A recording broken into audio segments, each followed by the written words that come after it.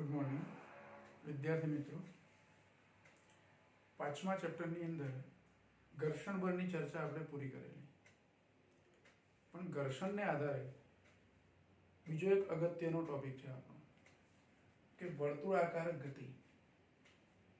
અહીંયા આપણે વર્તુળાકાર ગતિ એટલે વર્તુળ ગતિના યંત્રશાસ્ત્ર એની ચર્ચા કરવાની છે. હવે વર્તુળ ગતિનું યંત્રશાસ્ત્ર એટલે તો કોઈ વ્હીકલ, કાર અથવા એવું કોઈ વ્હીકલ વર્તુળાકાર રસ્તા પર ગતિ કરતું હોય, અથવા તો કોઈ રોડ આપણે ધારો કે સીધા જતા હોય ને પછી ટર્ન લેવાનો આવે, યુ ટર્ન આવે, અથવા થોડો ઓછો ટર્ન લેવાનો આવે, અથવા વધારે ટર્ન લેવાનો આવે, તો એ રસ્તા પર ટર્ન લેતી વખતે આપણે કયું ધ્યાન રાખવાનું?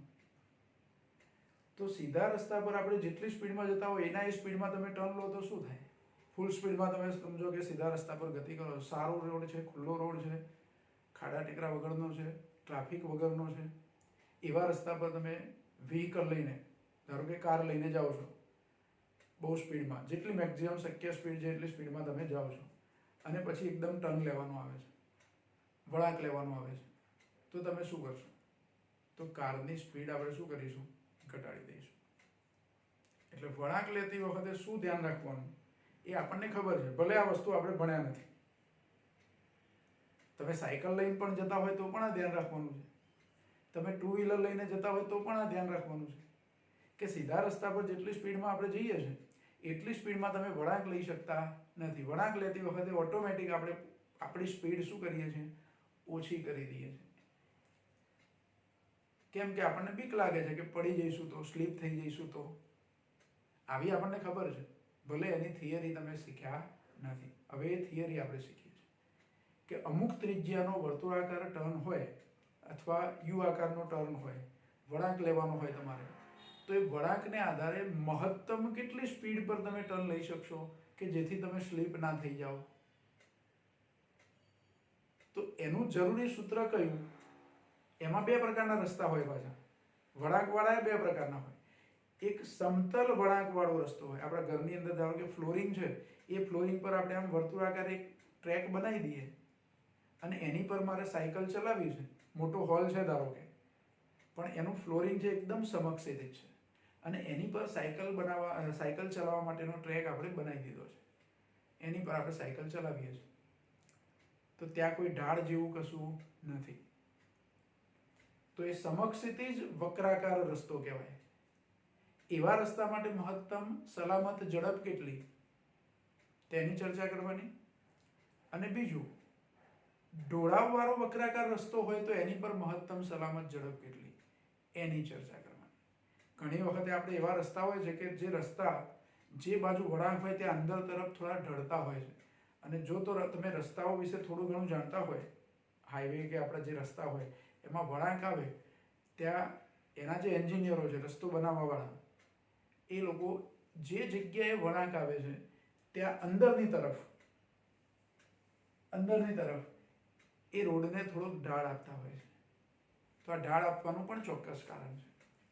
પછી બીજું, તમે જો સાયકલની રેસ જોઈ હોય સ્ટેડિયમની અંદર, સ્પેશિયલ સાયકલની રેસ માટે સ્ટેડિયમ બનાવેલા હોય, ઓલિમ્પિકની અંદર ને એની અંદર આવા સ્ટેડિયમ હોય છે, એવા મેદાન હોય છે. મેદાન આપણે કહીએ કે સાયકલ ચલાવવાનું મેદાન, સાયકલની રેસ માટેનું મેદાન, સીધા રસ્તા પર નહીં, પણ એ લોકો વળાંકવાળો મોટો એક રસ્તો બનાવેલો હોય. અને જો તમે જોયું હોય તો એ જેની સપાટી છે એ તમને એવું લાગે એટલી પોલિશ કરેલી સપાટી છે, સરસ રસ્તો છે, પણ એ રસ્તો કેવો હોય છે? ઢોળાવવાળો હોય છે, ઢાળવાળો રસ્તો હોય છે. અને એવા રસ્તા પર સાયકલિસ્ટો છે એ પોતે સાયકલ ચલાવે છે. તો એવો ઢોળાવવાળો વક્રાકાર રસ્તો હોય અને ઢોળાવ વગરનો વક્રાકાર રસ્તો હોય, એટલે કે સમક્ષિતિજ વક્રાકાર રસ્તો હોય, તો બંને માટે મહત્તમ સલામત ઝડપ કેટલી છે? મહત્તમ સલામત ઝડપ એનો મતલબ કે વધુમાં વધુ એટલી સ્પીડે તમે ટર્ન લો કે જે સ્લીપ ના થઈ જવાય, જેથી તમે સ્લીપ ના થઈ જવાય, એટલે કે સરકી ના પડાય. અમુક કરતાં વધારે ઝડપથી ટર્ન લેવા જઈએ તો સ્લીપ થઈ જવાય, એટલી ઝડપ નહીં રાખવાની. સ્લીપ ના થઈ જવાય એટલી મહત્તમ ઝડપ, એને મહત્તમ સલામત ઝડપ કહેવાય. તો પહેલા આપણે સમતલ વક્રાકાર રસ્તા પર કારની ગતિ, અથવા કાર અથવા બીજું કોઈ પણ વ્હીકલ, અહીંયા આપણે કારનું ઉદાહરણ લઈએ છીએ, તો એવા સમતલ વક્રાકાર રસ્તા પર કારની ગતિની ચર્ચા કરવાની અને એના માટે સલામત ઝડપનું સૂત્ર તૈયાર કરવાનું. હવે સમજો કે વક્રાકાર રસ્તો છે, વર્તુળાકાર રસ્તો છે. વક્રાકાર એટલે અહીંયા આપણે વર્તુળાકાર ધારી લઈશું. વર્તુળાકાર રસ્તાનો એક ભાગ આપણે આકૃતિમાં બતાવ્યો છે. આ રોડ છે પણ કેવો વર્તુળાકાર. આખો રોડ હું પૂરો કરું તો એક વર્તુળનો આ ભાગ છે, એક ચાપ છે વર્તુળનો. ડોટ લાઈનથી આપણે બતાવ્યું છે એ રસ્તાની ત્રિજ્યા છે, આ કેન્દ્ર છે, ઓ એ કેન્દ્ર છે. આ જે વર્તુળનો ભાગ છે આ રસ્તો, એ વર્તુળનું કેન્દ્ર ઓ છે. એ વર્તુળની ત્રિજ્યા r છે, કેપિટલ R. બરાબર. અહીંયા ધારો કે કોઈ વ્હીકલ છે, કાર છે, આમ જાય છે આ રસ્તા પર, તો એ કાર ગતિ કરી શકે અને ટર્ન લઈ શકે. ગતિ કરી શકે એ માટે ઘર્ષણ બળ તો હોય જ, પણ એ ટર્ન લઈ શકે એ માટે પણ એને કેન્દ્રગામી બળની જરૂર પડશે. દોરી સાથે ધારો કે આપણે એક પથ્થર બાંધ્યો હોય અને પછી ગોળ ગોળ ફેરવીએ, એક છેડો દોરીનો આપણા હાથમાં છે અને બીજો છેડો પથ્થર છે ત્યાં બાંધેલો છે, એ પથ્થર આપણે ગોળ ગોળ આમ ફેરવીએ છીએ, તો એ પથ્થરની ગતિ કઈ છે? વર્તુળાકાર ગતિ. પણ એ પથ્થર કોઈ સપાટી પર થોડો ગતિ કરે છે, એ તો હવામાં છે. તો એ પથ્થરને વર્તુળ ગતિ કરવા માટે જરૂરી બળ ક્યાંથી મળે છે? તો દોરી આપણે પથ્થર સાથે બાંધેલી છે અને ફેરવીએ જે વખતે દોરી તણાયેલી સ્થિતિમાં છે, ખેંચાણવાળી સ્થિતિમાં છે, તો દોરીમાં તણાવ બળ ઉદ્ભવે. પથ્થર ફરતો હોય ગોળ ગોળ દોરી સાથે બાંધેલો, એ વખતે દોરીમાં કયું બળ ઉદ્ભવે છે? તણાવ બળ ઉદ્ભવે છે. તો એ જે તણાવ બળ છે એ વર્તુળ ગતિ માટે જરૂરી કેન્દ્રગામી બળ પૂરું પાડે છે. પરીક્ષામાં 1 માર્કમાં આવો પ્રશ્ન તમને પૂછી શકાય કે પથ્થર સાથે દોરી બાંધી અને પથ્થરને ગોળ ગોળ ફેરવીએ છીએ દોરીનો એક છેડો પકડીને, તો એમાં પથ્થરની વર્તુળ ગતિ માટે જરૂરી કેન્દ્રગામી બળ ક્યાંથી મળે છે? પથ્થરની વર્તુળ ગતિ માટેનું જરૂરી કેન્દ્રગામી બળ આ ઉદાહરણમાં ક્યાંથી મળે છે? તો દોરીમાં ઉદ્ભવતા તણાવ બળમાંથી. આમ તો દોરીના એક છેડે એક છેડો આપણે હાથમાં પકડીએ છીએ, બીજા છેડે પથ્થર બાંધીને પકડી રહીએ. સમજો કે દોરી પતંગ ચગાવવાની દોરી છે ને 200 કે 250 ગ્રામનો પથ્થર આપણે બાંધેલો છે, તો એ દોરી ખેંચાયેલી સ્થિતિમાં છે પણ એ સ્થિર છે, નીચે આપણે સીધી લટકાવી રાખી છે. પણ એ પથ્થર આપણે હવે દોરી આમ ફેરવીએ છીએ એટલે પથ્થર પણ ફરે છે, તો એ તણાવ બળમાંથી એને જરૂરી કેન્દ્રગામી બળ મળે. એ જ રીતે સૂર્યની આજુબાજુ પૃથ્વીનું જે ભ્રમણ થાય છે, તો પૃથ્વી તો સૂર્ય સાથે દોરી વડે થોડી બાંધેલી છે. બાંધેલી છે આપણે? તો ના. તો પૃથ્વી સૂર્યની બાંધેલી નથી, તો એ પૃથ્વી સૂર્યની આજુબાજુ વર્તુળાકાર ગતિ તો કરે જ છે, અથવા લગભગ વર્તુળાકાર માર્ગ પર ગતિ કરે છે. તો એ વર્તુળ ગતિ માટે કેન્દ્રગામી બળ ક્યાંથી મળે? જ્યાં જ્યાં વર્તુળ ગતિ હોય ત્યાં કેન્દ્રગામી બળ હોય, એવું યાદ રાખો. કોઈ પણ જગ્યાએ વર્તુળાકાર ગતિ થતી હોય એટલે ત્યાં કેન્દ્રગામી બળ હોય જ. પણ એ કેન્દ્રગામી બળ ક્યાંથી મળે છે? તો સૂર્ય અને પૃથ્વીના ઉદાહરણમાં કેન્દ્રગામી બળ એ સૂર્ય વડે લાગતા પૃથ્વી પર જે ગુરુત્વાકર્ષણ બળ છે, સૂર્ય વડે પૃથ્વી પર જે ગુરુત્વાકર્ષણ બળ લાગે છે, એમાંથી કેન્દ્રગામી બળ મળે છે. એટલે કેન્દ્રગામી બળ હોય ખરું, પણ જુદી જુદી પરિસ્થિતિમાં જુદી જુદી રીતે મળતું હોય, એનું કારણ જુદું હોય. તો અહીંયા વર્તુળાકાર રસ્તા પર કાર ગતિ કરે છે, તો કારને જરૂરી કેન્દ્રગામી બળ ક્યાંથી મળે છે? તો શું કાર એ વર્તુળાકાર રસ્તાને દોરી સાથે બાંધેલી છે? તો ના. વર્તુળાકાર રસ્તાના કેન્દ્ર પર એવો કોઈ પદાર્થ મૂક્યો છે કે જે કારની પર ગુરુત્વાકર્ષણ બળ લગાડે છે? તો ના. કાર જ્યારે વર્તુળાકાર રસ્તા પર ગતિ કરે છે ત્યારે એને વર્તુળ ગતિ માટે જરૂરી કેન્દ્રગામી બળ એ રસ્તા અને ટાયર વચ્ચેના ઘર્ષણ બળમાંથી મળે છે. શામાંથી મળે છે? ઘર્ષણ બળમાંથી. કારણ કે કાર એ રસ્તા પર ગતિ કરે છે, પથ્થર તો હવામાં હતો એટલે તણાવ બળમાંથી મળ્યું. સૂર્ય અને પૃથ્વીનું ઉદાહરણ લીધું તો સૂર્ય અને પૃથ્વી એ પણ કોઈ રસ્તા પર નથી. સૂર્ય પોતે એકલો અલગ છે અવકાશની અંદર, પૃથ્વી પણ અલગ છે, પણ પૃથ્વી અને સૂર્ય વચ્ચે ગુરુત્વાકર્ષણ બળ છે એ કેન્દ્રગામી બળ પૂરું પાડે. કારના ઉદાહરણમાં કાર એ રસ્તામાં છે, તો રસ્તા પર છે એ કાર, અને રસ્તા પર છે એટલે એ રસ્તા અને ટાયર વચ્ચેના ઘર્ષણ બળમાંથી વર્તુળ ગતિ માટેનું જરૂરી કેન્દ્રગામી બળ મળે છે. તો એ જરૂરી કેન્દ્રગામી બળ કેટલું? તો કેન્દ્રગામી પ્રવેગનું સૂત્ર તો આપણે તારવેલું છે, પણ કેન્દ્રગામી બળનું સૂત્ર કયું? તો વર્તુળ ગતિમાં કેન્દ્રગામી બળ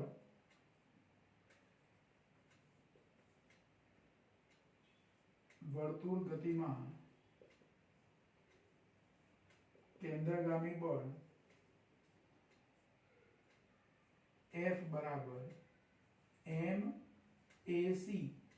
આ ac વડે આપણે દર્શાવીએ કેન્દ્રગામી પ્રવેગ ન્યૂટનના ગતિના બીજા નિયમ પ્રમાણે. F બરાબર m, માં a બરાબર v² અપોન r લખી દઉં, એટલે mv² અપોન r.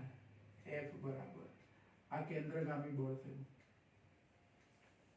એટલે વર્તુળ ગતિની અંદર કેન્દ્રગામી બળ F બરાબર mv²/r અને આ મળે છે ક્યાંથી? ઘર્ષણ બળમાંથી.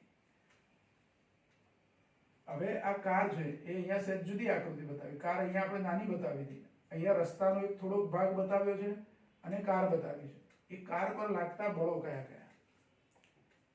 તો આને આકૃતિ A કહી દઈએ આપણે અને આને આકૃતિ B કહી દઈએ. તો આકૃતિ B માં દર્શાવ્યા પ્રમાણે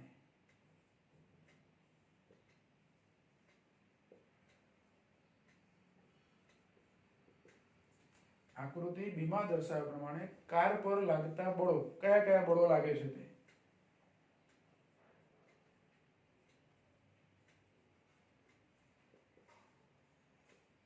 એમાં એક બળ mg જે અધો દિશામાં છે.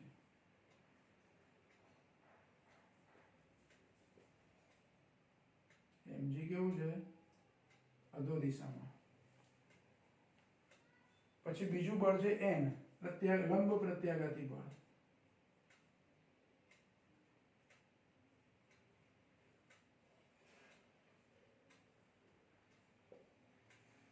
જે ઉર્ધ્વ દિશામાં છે.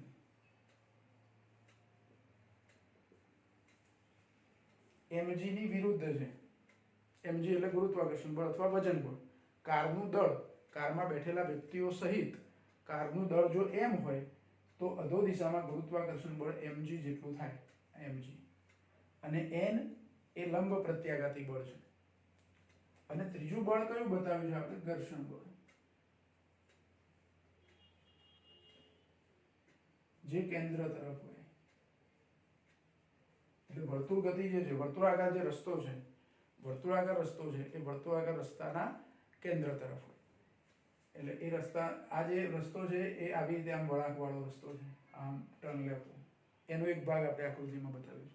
એનું કેન્દ્ર આ બાજુ છે એટલે કેન્દ્ર તરફ આ બળ છે. બીજું, કારના ટાયર છે આમ તો ગબડીને ગતિ કરે છે, પણ આપણે કીધું કે ટાયર જે વખતે રસ્તા સાથે સંપર્કમાં છે, જેટલા સમય માટે, બહુ ઓછા સમય માટે હોય, એ બહુ ઓછા સમય માટે એ સ્થિર સ્થિતિમાં છે. સ્થિર એટલે કાર પોતે સ્થિર નથી. આપણને તો એવું લાગે કે કાર તો ગતિ જ કરે છે, પણ કારના ટાયર જ્યાં આમ ગબડીને ગતિ કરતા હોય ત્યારે જેટલો ભાગ સપાટી સાથે સંપર્કમાં હોય એ ક્ષણ માટે, ક્ષણ એટલે કેવું, એકાદ સેકન્ડ પણ નહીં, એના કરતાં ઓછું, બહુ ઓછા સમય માટે, સહેજ સમય માટે સ્થિર હોય પછી ઉચકાઈ જાય આગળ ને નવો ભાગ સંપર્કમાં આવે, પાછો જે ભાગ સંપર્કમાં આવે એનો સંપર્ક જમીન સાથે તૂટી જાય, નવો ભાગ પાછો સંપર્કમાં આવે, ગબડતું જાય આગળ તેમ. એટલે અહીંયા રોલિંગ ઘર્ષણ બળ લેવાને બદલે આપણે સ્થિત ઘર્ષણ બળ લઈએ છીએ. એટલે સ્થિત ઘર્ષણ બળ હું શાના વડે દર્શાવું? Fs વડે. એટલે ઘર્ષણ બળ છે, પણ કયું ઘર્ષણ બળ છે? સ્થિત ઘર્ષણ બળ, એટલે એને Fs કહી દઈએ.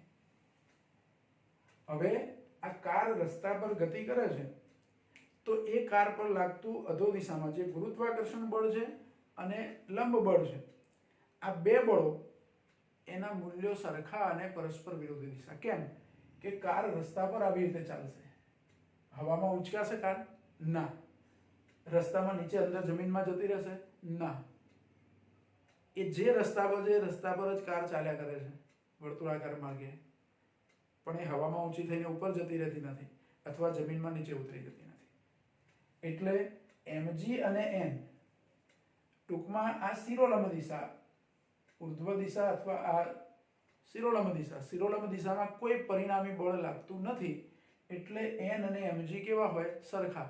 એટલે n - mg બરાબર 0, એટલે કે n બરાબર mg.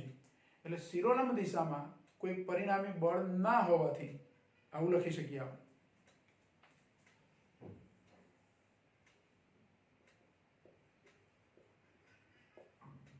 શિરોલંબ દિશામાં કોઈ પરિણામી બળ ન હોવાથી n - mg બરાબર 0 અથવા mg - n એવું પણ તમે લખી શકો. માટે n બરાબર શું થાય? mg. આ પરિણામ નંબર 2. એક આ સૂત્ર મળ્યું F બરાબર mv²/r. બીજું આ સૂત્ર આપણું n બરાબર mg. આ તો શિરોલંબ દિશાની વાત કરી, પણ વર્તુળ ગતિ માટે જરૂરી કેન્દ્રગામી બળ ક્યાંથી મળે છે? ઘર્ષણ બળમાંથી. કાર માટે લઈએ છીએ એટલે આપણે અહીંયા લખીએ કે કારની વર્તુળ ગતિ માટે જરૂરી કેન્દ્રગામી બળ એ કારના ટાયર અને રસ્તા વચ્ચે લાગતા ઘર્ષણ બળમાંથી મળે છે. ટાયર અને રસ્તા વચ્ચે જે ઘર્ષણ બળો છે એમાંથી વર્તુળ ગતિ માટેનું જરૂરી કેન્દ્રગામી બળ મળે છે. એટલે ઘર્ષણ બળ કેટલું? Fs. પણ Fs less than equal to mu s into n. Fs બરાબર મ્યુએસ ઇન્ટુ n એવું સૂત્ર છે આપણી જોડે, અને Fs મેક્સિમમ બરાબર મ્યુએસ ઇન્ટુ n એવું સૂત્ર છે. એટલે અત્યારે હાલું Fs less than mu s into n આવું લખું.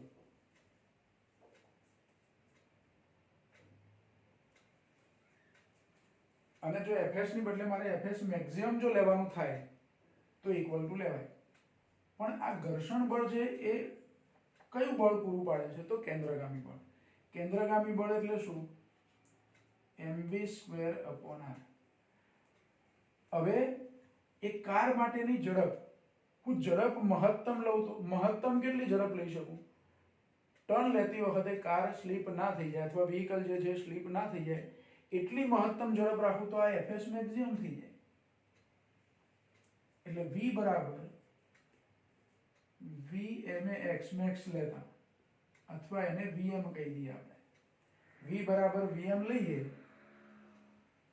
તો આ સૂત્ર કેવું લખાય?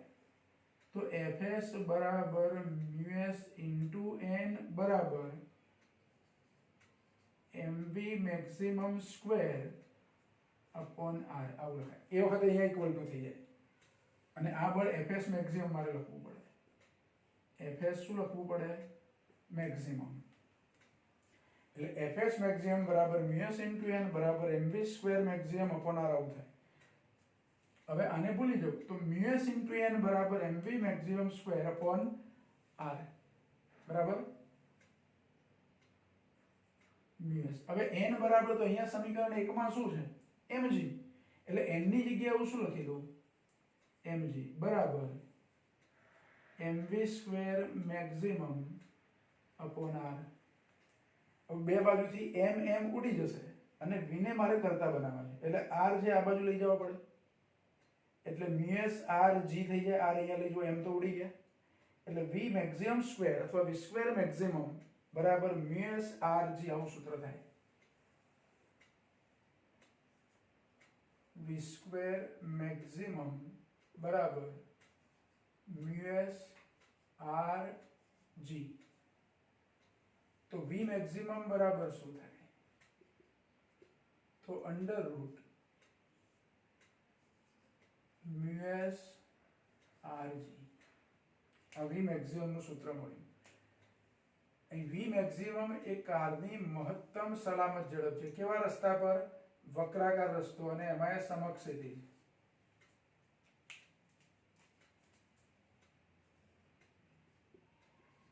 v મેક્સિમમ એ સમક્ષિતિજ વક્રાકાર અથવા વર્તુળાકાર સમક્ષિતિજ વક્રાકાર રસ્તા માટે વાહનની મહત્તમ સલામત ઝડપ છે. અને જુઓ આ v મેક્સિમમ ના સૂત્રમાં વાહનનું દળ છે ખરું? m તો અહીંયા ઉડી ગયા. એટલે v મેક્સિમમ ના સૂત્રમાં વાહનનું દળ આવતું નથી. એટલે વાહન માટેની મહત્તમ સલામત ઝડપ એ વાહનના દળ પર આધારિત નથી. સમીકરણ 3 માં વાહનનું દળ એટલે કે m આવતું નથી. તેથી મહત્તમ સલામત ઝડપ એટલે કે v મેક્સિમમ વાહનના દળ પર આધારિત નથી. એટલે કાર હોય, ટ્રક હોય, સાયકલ હોય, બાઇક હોય, કોઈ પણ વ્હીકલ હોય, રસ્તો એક જ હોય, એક સરખી ત્રિજ્યાનો ટર્ન લેવાનો રસ્તો સમક્ષથી, તો બધા માટે મહત્તમ સલામત ઝડપ સરખી. એ તમે સાયકલ લઈને ત્યાંથી પસાર થાવ, બાઇક લઈને પસાર થાવ, ટુ વ્હીલર કોઈ પણ, કાર લઈને પસાર થાવ, કે બીજી મોટી લોડેડ ટ્રક હોય, ગમે તે વસ્તુ હોય, હલકું ભારે ગમે તે વાહન હોય, બધા વાહનો માટે મહત્તમ સલામત ઝડપનું મૂલ્ય કેવું છે? સરખું છે. એટલે એ વક્રાકાર રસ્તો હોય તો વળાંક આવતો હોય ને ત્યાં ઘણી જગ્યાએ બોર્ડ મારેલા હોય છે, સ્પીડ લિમિટ એવું કરીને, જો તમે જોયું હોય તો, કે સ્પીડ લિમિટ, વળાંક આવતો હોય એની પહેલા થોડુંક આગળ, કે આગળ વળાંક જેવું લખ્યું હોય પછી નીચે સ્પીડ લિમિટ લખ્યું હોય, અથવા બીજું બાજુમાં બોર્ડ લગાવેલું હોય કે સ્પીડ લિમિટ 40 કિલોમીટર/અવર. તો કોઈ પણ વ્હીકલ ત્યાંથી પસાર થાય એની મહત્તમ સલામત ઝડપ 40 જ છે, 40 કિલોમીટર/કલાક. એ પછી 50ની સ્પીડ પર ત્યાંથી પાસ થવા જાય, વળાંક લેવા જાય તો એ સ્લીપ થઈ જશે. એટલે સ્પીડ લિમિટ કરતાં વધારે સ્પીડથી તમારે ત્યાંથી વ્હીકલને ટર્ન આપી શકાય નહીં. બરાબર? એટલે આ સમક્ષિતિજ રસ્તા માટેની વાત થઈ, ઢોળાવવાળો નહીં. કયો રસ્તો? સમક્ષિતિજ રસ્તામાં એવો કોઈ રસ્તો હોય જ્યાં વળાંક આવતો હોય, એવા રસ્તા પર મહત્તમ સલામત ઝડપનું સૂત્ર છે √μs/rg. r એટલે વક્રાકાર રસ્તો છે એની ત્રિજ્યા, અથવા જે વર્તુળાકાર માર્ગનો એ ભાગ હોય, ચાપ હોય, એ ચાપની કંઈક ત્રિજ્યા તો હોય જ, કારણ કે કોઈ એક વર્તુળનો ભાગ તો હશે. અને g એટલે ગુરુત્વ પ્રવેગ, μs એટલે સ્થિત ઘર્ષણાંક, એ રસ્તાનો કંઈક ઘર્ષણાંક હશે, તો એ ઘર્ષણાંક μs. હવે સમજો કે રસ્તો ઘર્ષણ રહિત છે, તો સમક્ષિતિજ રસ્તો છે અને એ રસ્તાનો μs 0 છે. μs 0 લો એટલે આખો જવાબ 0 થઈ એટલે v maximum 0. સમજો કે આપણે કોઈ હોલની અંદર એકદમ સરસ ટાઇલ્સો લગાવેલી છે, સમક્ષિતિજ છે, એની પર એક ટ્રેક બનાવ્યો આપણે સાયકલ ચલાવવા માટે, પણ એ ટ્રેક પર ઓઇલ નાખી દીધું છે અથવા તેલ જેવું કોઈ સ્નિગ્ધ પ્રવાહી નાખી દીધું છે, અને એની પર તમે સાયકલ ચલાવવાની શરૂ કરો અને જેવો ટર્ન લેવા જાઓ તરત જ સ્પ્લિટ થઈ જવાય, સહેજ પણ ટર્ન ના લઈ શકાય. કેમ? કે રસ્તો ઘર્ષણ રહિત થઈ ગયો, અને રસ્તો ઘર્ષણ રહિત થઈ ગયો તો ઘર્ષણ રહિત રસ્તા માટે μs 0 થઈ ગયું. μs 0 થઈ ગયું એટલે v maximum 0 થાય. એટલે એવો રસ્તો કે જ્યાં ઓઇલ ઢોળાયેલું હોય, વક્રાકાર રસ્તો, વધારે પ્રમાણમાં ઓઇલ ઢોળાયેલું હોય, તો એવા રસ્તા પર તમે ટર્ન લેવા જાઓ અને સમક્ષિતિજ હોય પાછો, તો ત્યાં તમે ટર્ન લઈ શકો નહીં. એટલે ઘણી વખતે ચોમાસામાં એવું થાય છે, વરસાદ પડ્યો હોય ને રસ્તા પર જુદા જુદા વ્હીકલમાંથી કંઈક ઓઇલ કે કોઈ ચીકાશવાળા પદાર્થો રસ્તા પર ઢોળાયેલા હોય, ને ચોમાસાની અંદર વરસાદ પડે એટલે એ પદાર્થો પણ થોડાક પાણીમાં મિક્સ થાય. જોકે મિક્સ ના થઈ જાય, પણ એ પદાર્થોની અસર થાય વરસાદ પડે ચોમાસામાં. એટલે એવા રસ્તા પર શું થાય? સ્લીપ થઈ જાય. ઘણી વખતે આવું થાય છે કે કોઈ એક જગ્યાએ એવો રસ્તો હોય કે જ્યાં ચીકાશવાળું પ્રવાહી ઢોળાયેલું હોય, તો જે વ્યક્તિ ત્યાંથી પાસ થાય વળાંક લેવા જાય સ્લીપ થઈ જાય. તો આ એક મહત્તમ સલામત ઝડપનું સૂત્ર છે. આ અગત્યનો પ્રશ્ન. સમક્ષિતિજ વક્રાકાર અથવા સમતલ વક્રાકાર રસ્તા પર કારની ગતિ, અથવા કારને બદલે વાહન શબ્દ વાપર્યો હોય, વાહનની ગતિ માટે મહત્તમ સલામત ઝડપનું સૂત્ર તારવો, એવું કીધું હોય તો આકૃતિ બતાવી કયા કયા બળો લાગે છે એ લઈ અને આ સૂત્ર આપણે તૈયાર કરવાનું, અને નીચે આમ મુદ્દા ખાસ લખવાના, આ 2 પોઈન્ટ લખવાના આપણે. બરાબર? તો એક અગત્યનો પ્રશ્ન છે. પહેલા આટલો પ્રશ્ન બરાબર ધ્યાનથી જોઈ લેશો અને લખી પણ દેશો.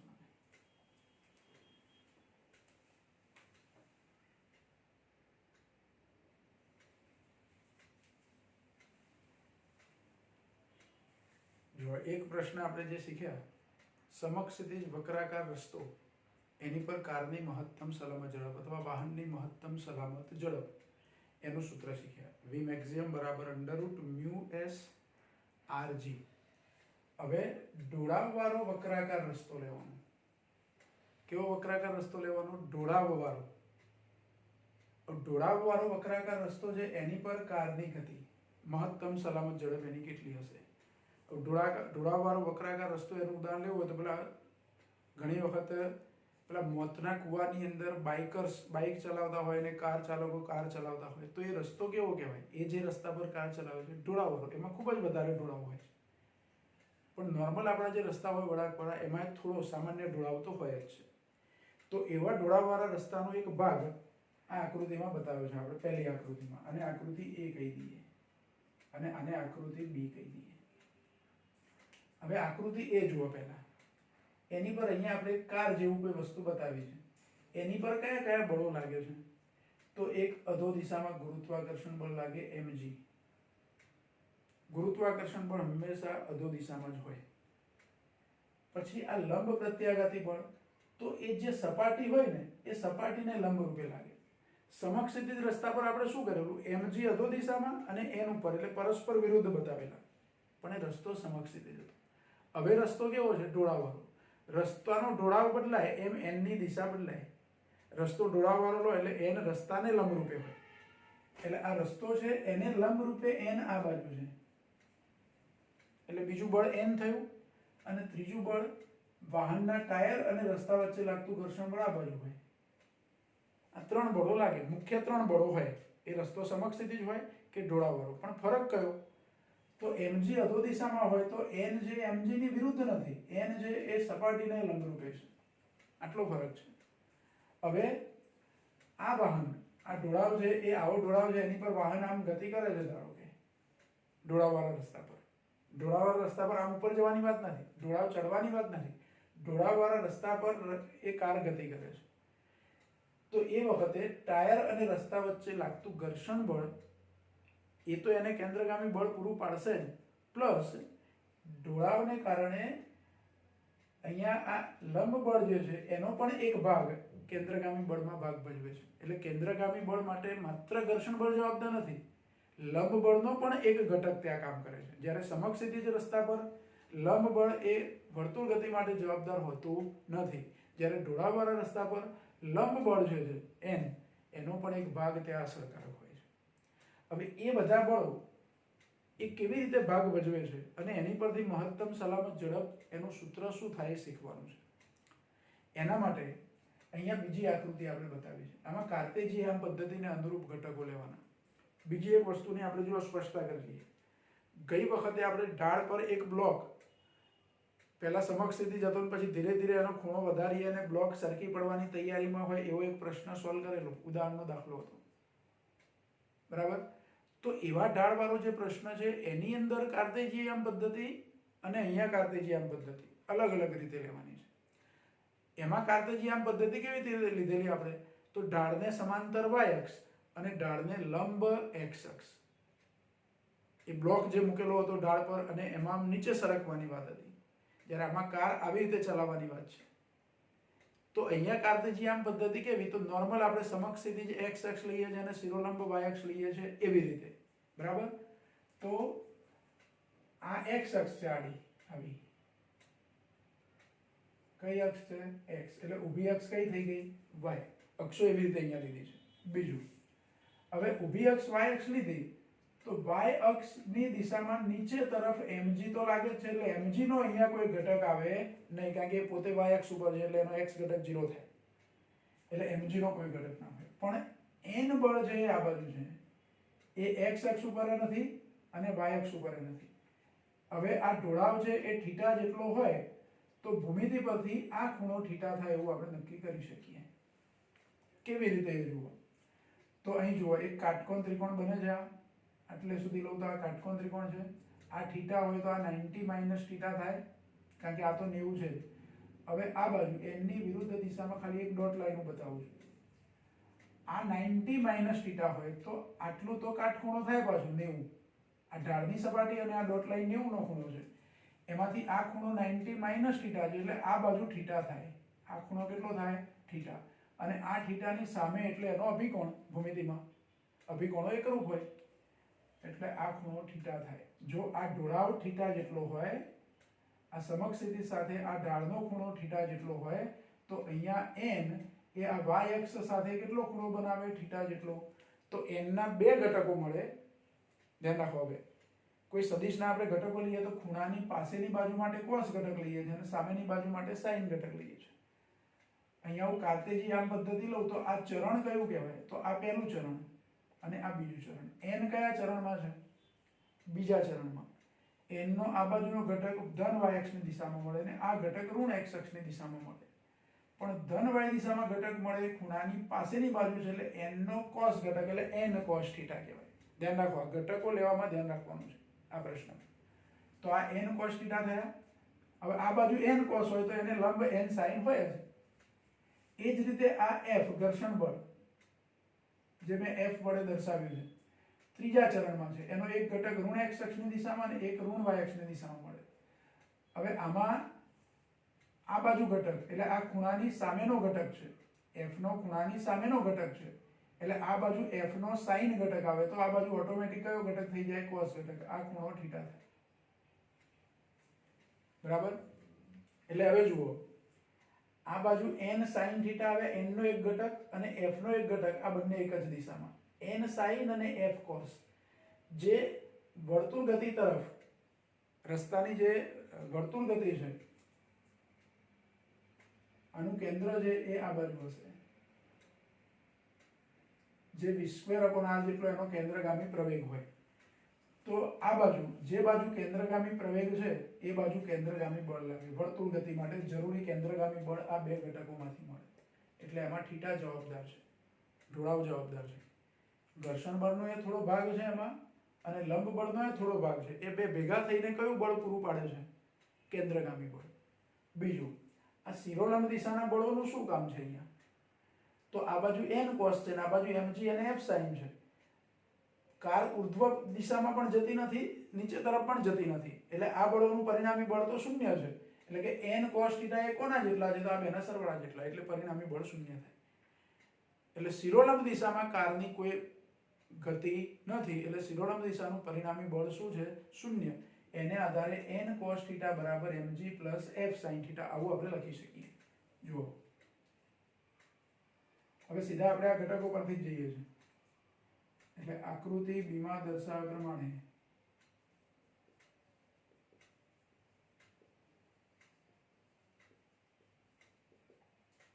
શિરોલંબ દિશામાં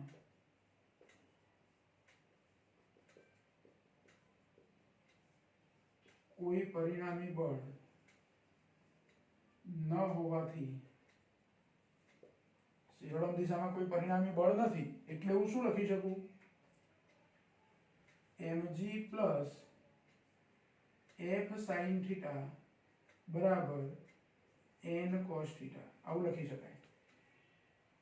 આની પરથી mg ને એવું કરતા બનાવું તો mg બરાબર શું થાય? તો n cos θ પ્લસ માઇનસ આવશે અહીંયા. આ f sin આ બાજુ લઈએ તો શું થઈ જાય? માઇનસ. એટલે માઇનસ f sin θ. પરંતુ f બરાબર fs લઈ શકું, સ્થિત ઘર્ષણ બળ, જેના બરાબર શું લખી શકાય? μs * n. એટલે f બરાબર fs બરાબર μs * n લેતા આ સમીકરણ કેવું થાય? તો mg બરાબર n cos θ માઇનસ f ની જગ્યાએ શું લખવાનું? μs n sin θ. આ પરિણામ નંબર 1. શિરોલંબ દિશાના બળો પરથી એક પરિણામ મળ્યું આપણને. mg બરાબર n cos θ minus μs n sin θ. બરાબર?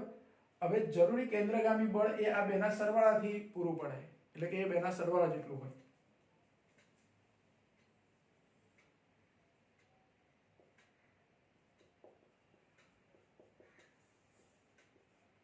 હવે કેન્દ્રગામી બળ લેવાનું. તો કેન્દ્રગામી બળ કેટલું? તો mv²/r, રસ્તાની ત્રિજ્યા આપણે કેપિટલ R વડે દર્શાવીએ છીએ. mv²/r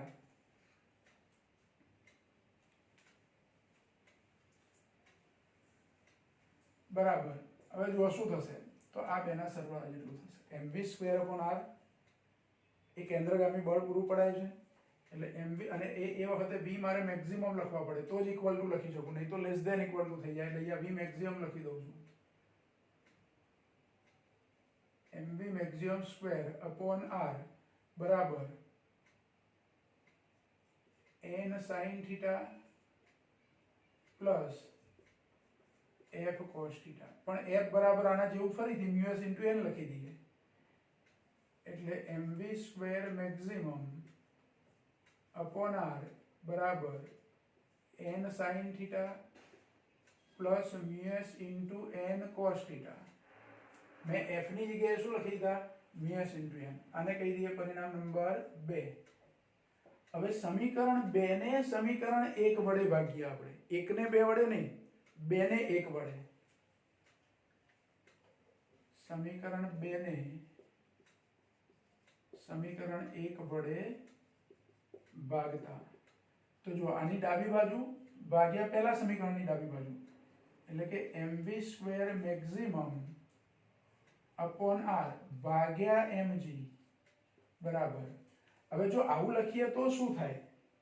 તો mv² મેક્સિમમ અપોન r ભાગ્યા mg, એટલે mg અહીંયા r ના ગુણાકારમાં જતા રહે, એટલે આપણે એવી રીતે જ લખીએ ડાયરેક્ટ કે r mg બરાબર mm જતા રહેશે પછી તે આની ડાબી બાજુ, એટલે અને આમાંથી જો n કોમન નીકળે એવા છે, એટલે n બાજુમાં કોમન લખીને પછી લખી દઉં કે sin θ plus mu s cos θ upon પેલામાં n કોમન નીકળે એવા છે, એટલે શું થયું? n કોમન એટલે cos θ minus mu s sin θ. n જતા રહેશે એટલે સૂત્ર શું થયું? અને આમાંથી m જતા રહેશે, r અને g આ બાજુ ગુણાકારમાં લઈ દઉં, એટલે v² મેક્સિમમ નું સૂત્ર શું થાય?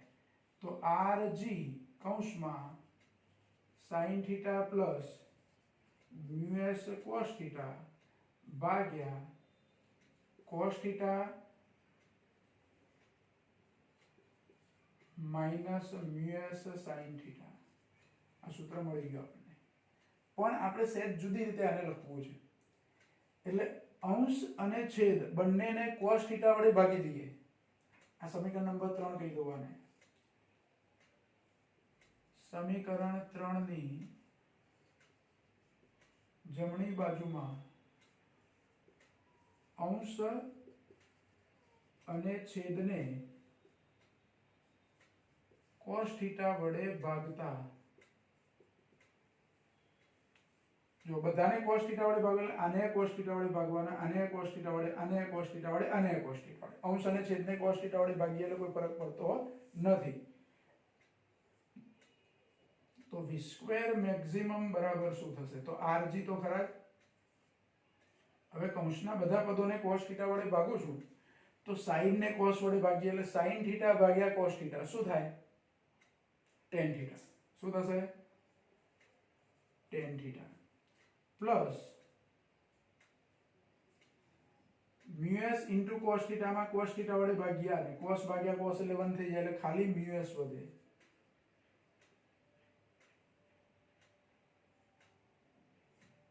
છેદમાં શું આવશે?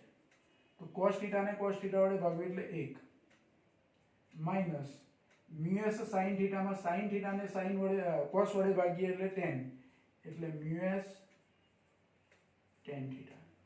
હવે આ કૌંસ એકલો કરવાને બદલે આ rg આખાના ગુણાકારમાં છે, એટલે એને સહેજ જુદી રીતે લખીએ, અને આ બાજુ વર્ગ છે એટલે વર્ગમૂળમાં લખવાનું. એટલે v મેક્સિમમ નું સૂત્ર કેવું થશે? જુઓ, v મેક્સિમમ બરાબર અંડર રૂટ આખું જ વર્ગમૂળમાં આવી જશે.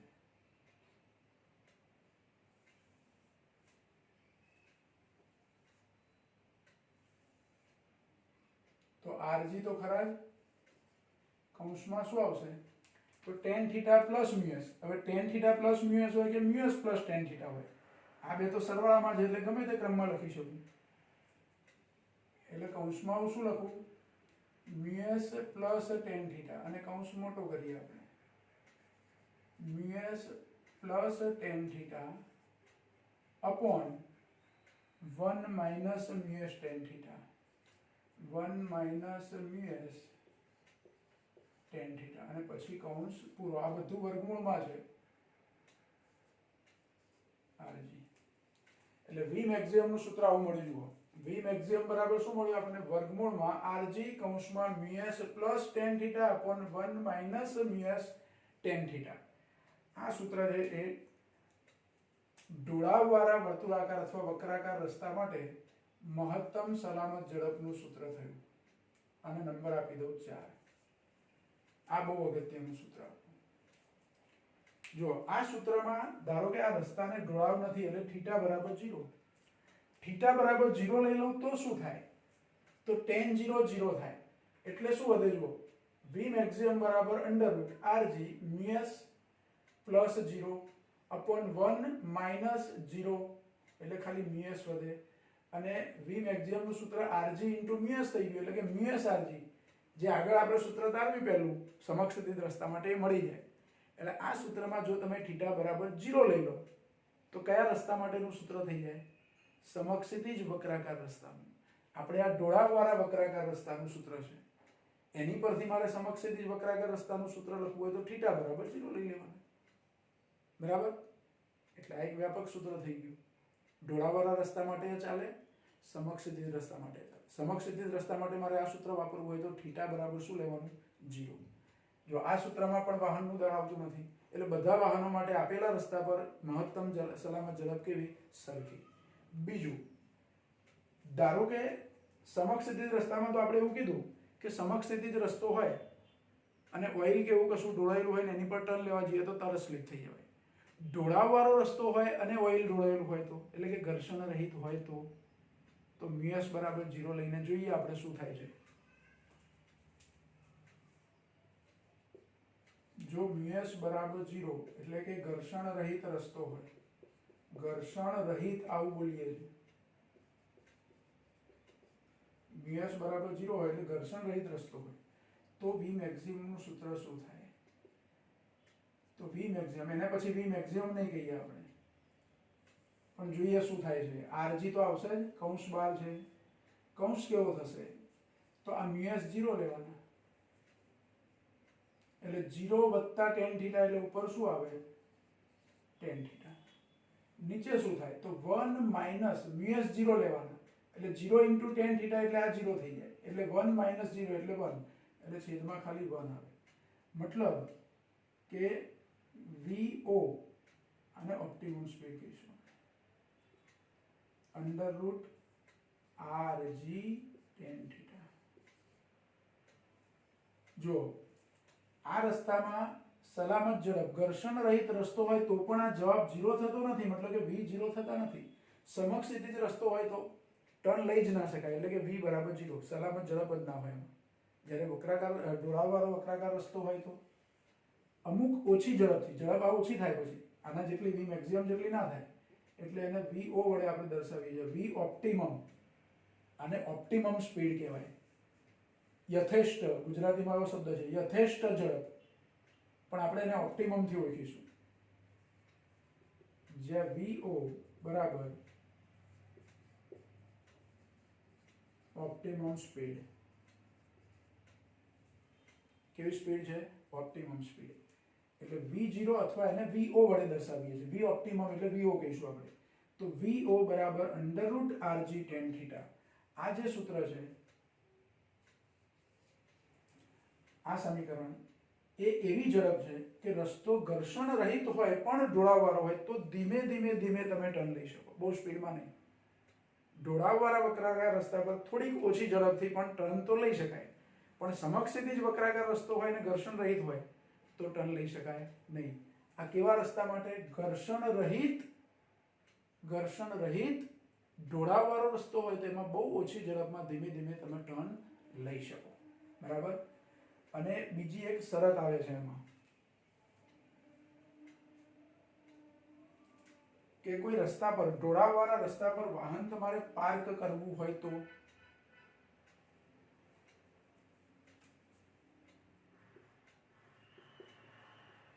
ઢોળાવવાળા રસ્તા પર વાહન પાર્ક કરવા માટે